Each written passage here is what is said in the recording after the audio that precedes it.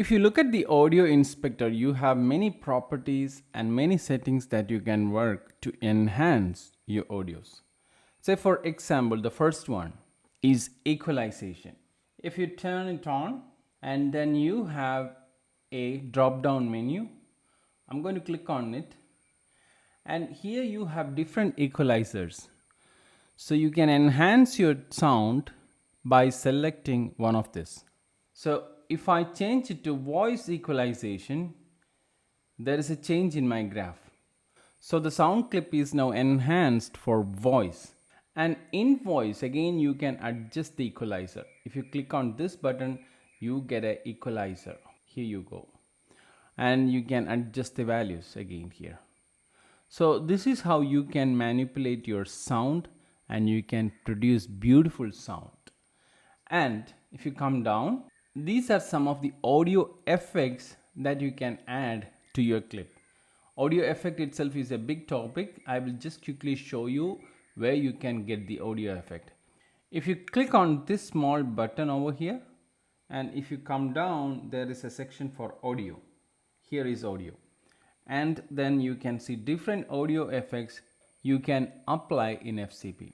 So how do you apply? First, you can preview the sound by just skimming through the audio effect. If you're interested, you just need to double click on it. So once you double click, you can see that the audio effect is now installed or applied. That's the audio effect that we just applied. Now again, in this audio effect, you still can do manipulation or adjustments. Here is the button for it. So I'm not going to cover everything on it because, as I said, this itself is a big subject to cover. And if you are interested, you can enroll a separate course which I have made for audio editing with FCP.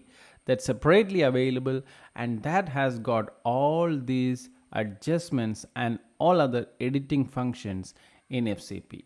And one another thing that you can do with your audio clip is you can make your clip to produce stereo effect or surround effect. If you have a 5.1 channel audio system and if you wanted to make your project to produce surround sound, you can do that in FCP. All such topics are covered in this separate course. So if you are interested, as I said, you can enroll it.